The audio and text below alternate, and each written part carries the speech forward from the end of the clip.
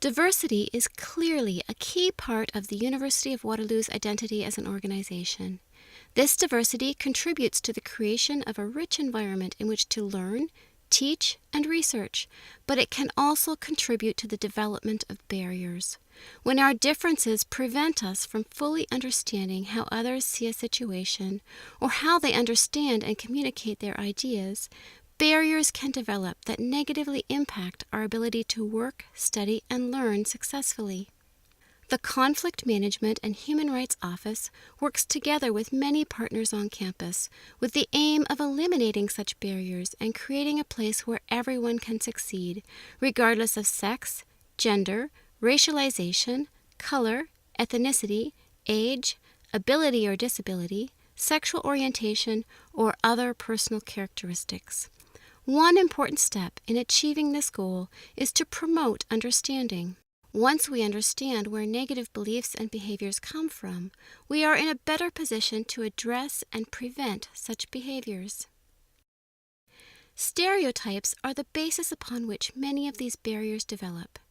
Stereotypes are simplistic images created from assumptions and generalizations about certain groups of people based on characteristics like age, sex, gender, race, and ability. These simplistic images are all around us, bombarding us constantly. They come from television, movies, and social media. They are present in the jokes and comments that we hear every day. For example, if I were to mention a lawyer, many of you would have an image come to your mind. Similarly, you might have preconceived images that pop into your mind when I mention a teacher or a librarian. These images are based on stereotypes. Often, we do not know where these stereotypes come from. What is more important is that we make an effort to examine them. Why? Because if stereotypes are allowed to go unexamined, they can begin to influence our thinking and can lead to prejudicial beliefs. Prejudicial beliefs are beliefs that cause us to prejudge who a person is or how they will behave based on a characteristic they have or a group they belong to. Often, we are not even aware that we have prejudicial beliefs. That is why it is important that every member of the university community examine their beliefs and monitor their behavior to determine whether it could be having a negative impact on others. The implicit association test is one tool that is available for free to help us examine and become more aware of our own thoughts and attitudes. This tool can be accessed here. Feel free to pause this module and take the implicit association test now. The isms, sexism, racism, ageism, ableism, heterosexism, and others, are prejudicial beliefs related to a person's sex, gender, race, age, and ability or disability that develop from unexamined stereotypes. The Ontario Human Rights Commission defines racism as the belief that one group is superior to others. It goes on to clarify that racism can be openly displayed in racial jokes, slurs, or hate crimes. It can also be more deeply rooted in attitudes, values, and stereotypical beliefs. They define sexism very similarly as the belief that one sex, generally male, is inherently superior to another sex, typically female. And heterosexism as the assumption that heterosexuality is superior and preferable and is the only right, normal, or moral expression of sexuality. They explain that these beliefs may be openly expressed, but can also be more deeply rooted in attitudes, values, and stereotypical beliefs which may be conscious or unconscious. When the isms or prejudicial beliefs go unexamined and unaddressed, they can become barriers that interfere with communication, cooperation, and collaboration. They can lead us to act or speak in ways that negatively impact others. They can lead us to treat one person or group of people negatively or to favor another. Prejudicial beliefs can lead to discriminatory behavior. Discrimination can simply be thought of as unfair treatment and is addressed in the University of Waterloo's Policy 33 Ethical Behavior.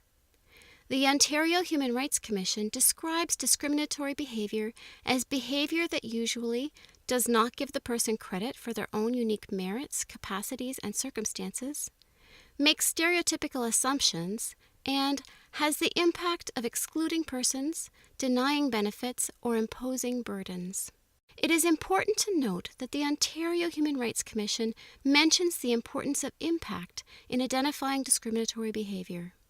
Discrimination can be intentional or unintentional. When determining whether behavior is discriminatory or harassing, it is the impact, not the intent of the behavior that must be considered. The Ontario Human Rights Commission acknowledges that many people wrongly think that discrimination does not exist if the impact was not intended. In fact, discrimination often takes place without any intent to do harm.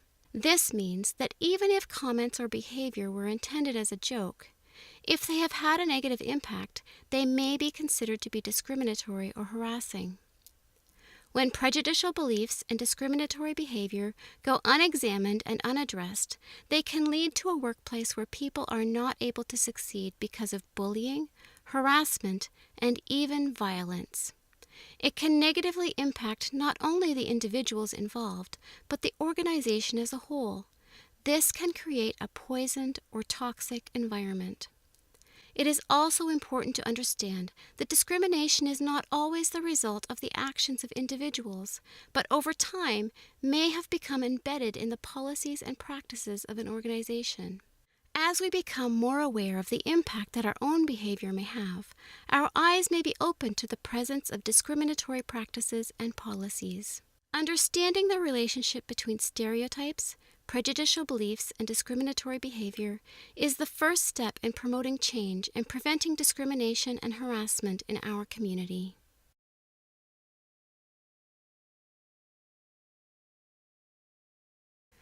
One form of discrimination is the behavior known as harassment. Harassment is also addressed in the University of Waterloo's Policy 33 Ethical Behavior. Harassment is defined by the Ontario Human Rights Commission as a course of comments or actions that are known or ought reasonably to be known to be unwelcome. The Commission explains that harassment can involve words or actions that are known or should be known to be offensive, embarrassing, humiliating, demeaning, or unwelcome.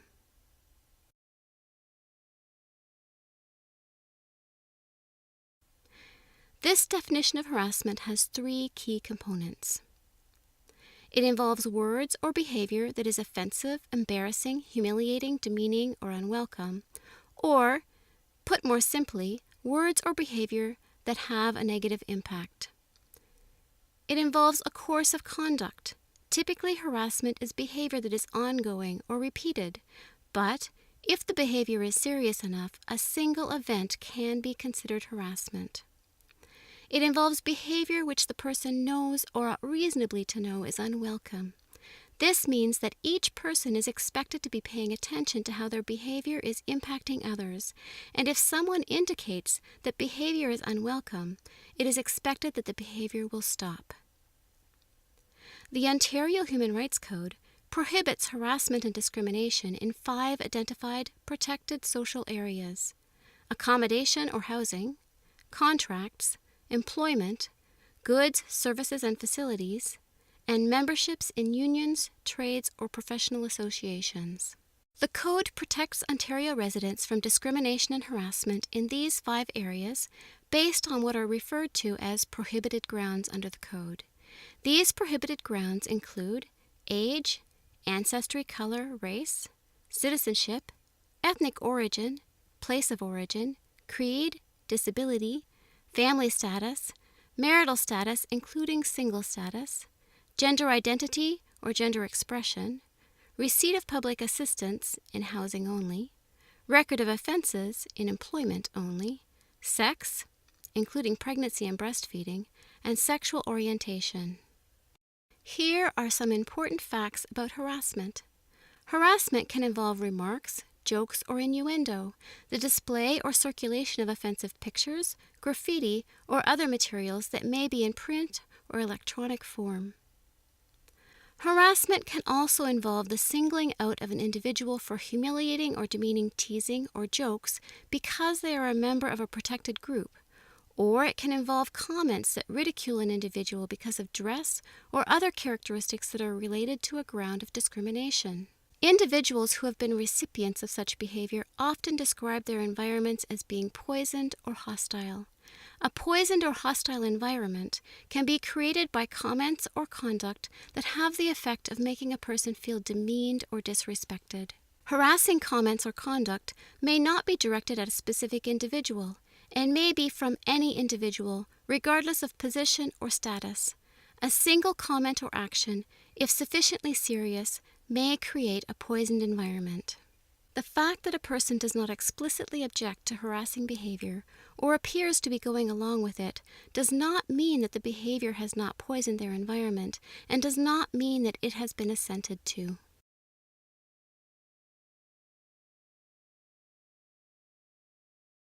Sexual harassment is one specific form of harassment that we are going to look at in more detail. Sexual harassment is addressed at the University of Waterloo by both Policy 33, Ethical Behavior, and Policy 42, Prevention and Response to Sexual Violence. Sexual harassment can be broken down into two main categories. Quid pro quo is a form of sexual harassment that occurs when a person in a position of authority over another person uses that authority to bribe or coerce the other person into performing sexual favors in return for specific rewards or, in some cases, to avoid some level of harm. A poisoned environment can also result from sexual harassment. In this case, it is sexually based comments or conduct that have the effect of making a person feel demeaned or disrespected.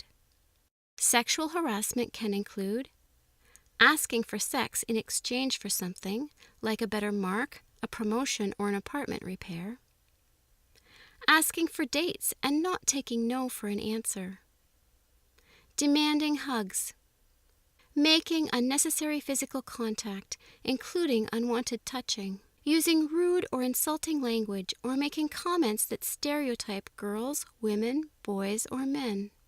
Calling people unkind names that relate to their sex or gender. Making comments about a person's physical appearance, for example, whether or not they are attractive. Saying or doing something because you think a person does not fit sex role stereotypes. Posting or sharing pornography, sexual pictures, cartoons, graffiti, or other sexual images, including electronically. Making sexual or sexist jokes. Bragging about sexual ability. Bullying based on sex or gender. Spreading sexual rumors or gossip about one's sexual activity or sexual orientation, including electronically. Sexual harassment does not have to be sexual. It can also mean that someone is bothering you because they think that you don't act or look or dress in the way that you should. The Occupational Health and Safety Act is another piece of legislation that addresses sexual harassment. It provides two definitions of workplace sexual harassment. The first is engaging in a course of vexatious comment or conduct against a worker in a workplace because of sex, sexual orientation, gender identity, or gender expression, where the course of comment or conduct is known or ought reasonably to be known to be unwelcome. The second is making a sexual solicitation or advance, where the person making the solicitation or advance is in a position to confer, grant, or deny a benefit or advancement to the worker, and the person knows or ought reasonably to know that the solicitation or advance is unwelcome. This definition acknowledges the impact of a power imbalance. Behavior that might seem acceptable and inoffensive coming from a colleague may feel much more impactful coming from a supervisor or a person in a position of authority.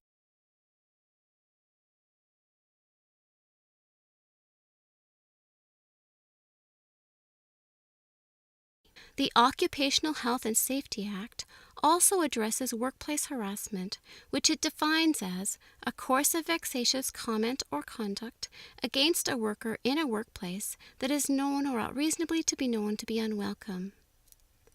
This definition seems quite similar to the Ontario Human Rights Code definition of harassment.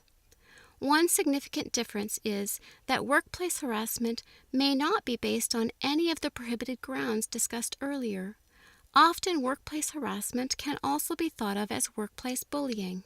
Like the Ontario Human Rights Code, the Occupational Health and Safety Act outlines the expectation that employers will have policies and procedures like Policy 33 and Policy 42 in place to address workplace harassment and workplace sexual harassment, and that they will provide training to employees on these policies and procedures. It is beneficial to understand what harassment and discrimination are and what they might look like in the workplace, but it is also important to understand that you do not need to know whether negative behavior is or is not harassment in order to seek help. If the behavior is having a negative impact on you, then it is a problem that needs to be addressed. Talk to your supervisor, human resources, the staff association, or make an appointment to meet with staff in the Human Rights, Equity, and Inclusion Office.